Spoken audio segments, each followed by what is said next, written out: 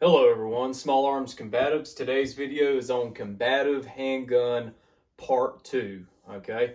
So a long time ago I did a video on what a combative handgun is, a combative pistol, and to kind of describe the features of a modern semi-automatic polymer striker-fired handgun, and that's what people need to be carrying.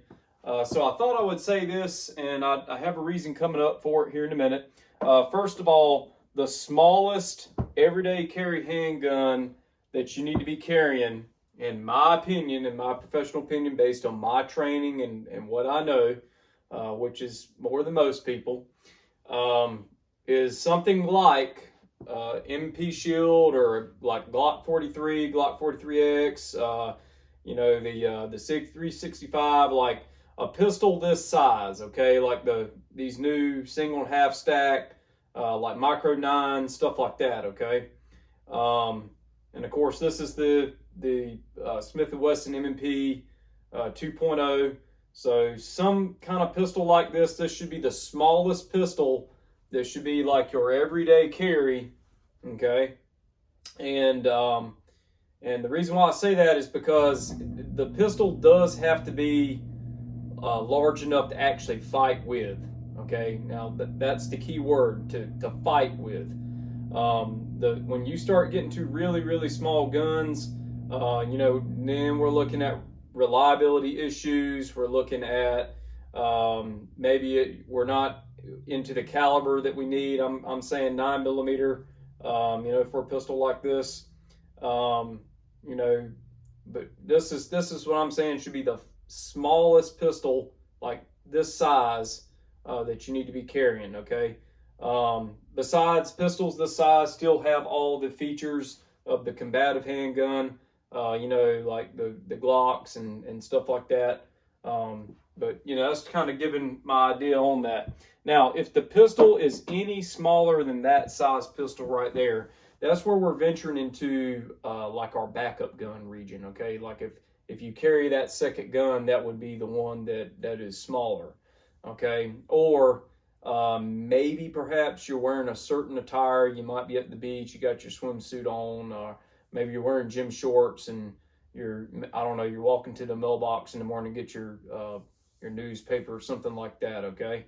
But in my opinion, in order to have a pistol that's large enough to get the job done, but small enough to conceal, it's going to be definitely these pistols that are, that size right there. And so now where I'm getting at this video here, when people sign up for one of our pistol classes, for instance, okay, we have people put in the menu, they have to choose from a list of calibers.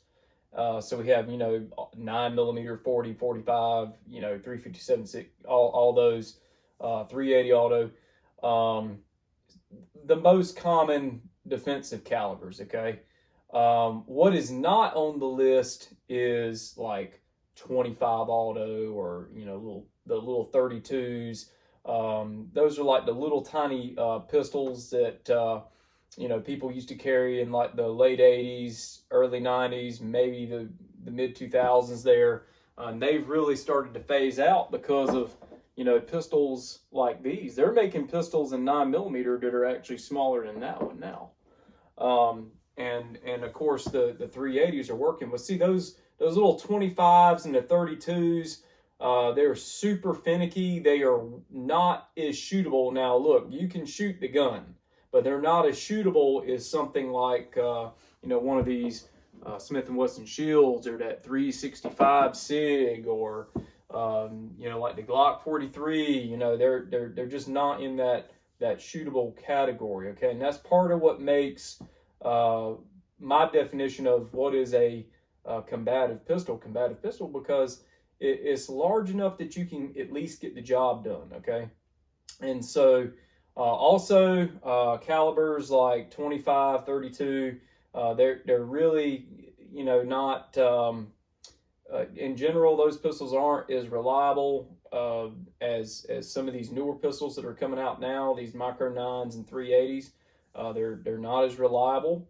and also the ammunition is not as plentiful, okay, for people that train and practice, okay. And so we get a lot of people that call and they say, hey, I have a 25 or a 32, and that caliber is not listed on your website, so can I still take the class? And what we say is, you know what? Go ahead and bring that pistol to the course, okay? Let's go ahead and bring that. We'll see what you got. For all we know, the gun may work, okay? I'd like to find out. Most of the time, they don't, and what ends up happening is we have some spare ammo laying around.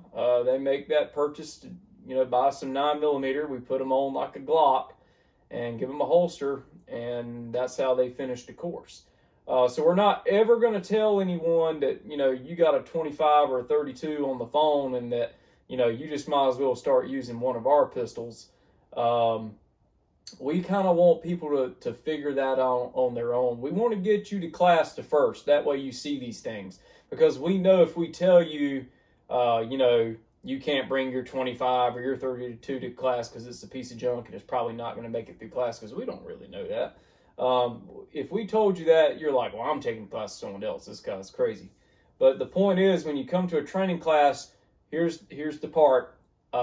When you come to training, you figure out what works and what does not work. Okay, and that's really the neat thing about a good training course. Okay, so I hope you liked the video. If you need to go back and watch, what is a combative handgun, check out that part 1. This is part 2. And if you're interested in taking a quality training class, sign up for classes at Small Arms Combatives, and we'll see you on the training range. Over and out.